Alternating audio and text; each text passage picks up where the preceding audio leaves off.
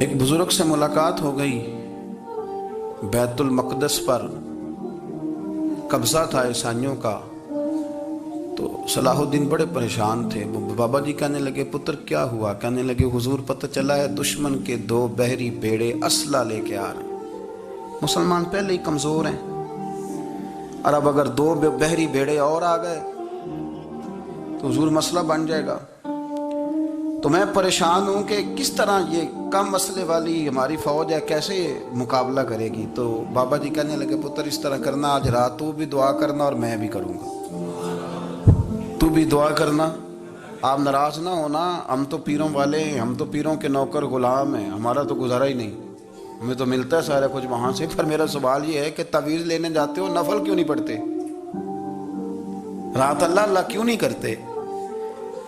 یہ بھی تو ہمارے بزرگوں کا ہی طریقہ ہے، انہوں نے تو ہمیں سکھایا ہے۔ صلاح الدین ایوبی سے بزرگوں نے کہا کہ رات آج نا اللہ اللہ کرنا، تو میں تیرے لیے دعا کروں گا، تو بھی دعا کرنا۔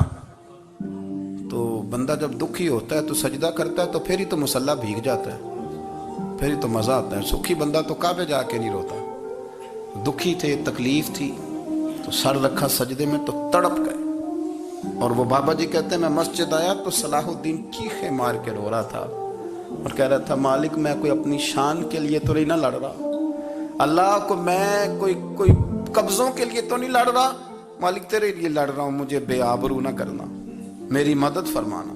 کہتے ہیں میں آیا تھا کہ مسجد میں دعا کروں گا، پر صلاح الدین ایوبی کو روتے دیکھا تو میں لوٹ گیا۔ تو سویرے صلاح الدین ملے تو بڑے خوش تھے۔ میں نے کہا پتر کیا ہوا؟ کہنے لگے حضور وہ بحری بیڑے 2 آ رہے تھے نا اسلحہ لے کے، دونوں ڈوب گئے پانی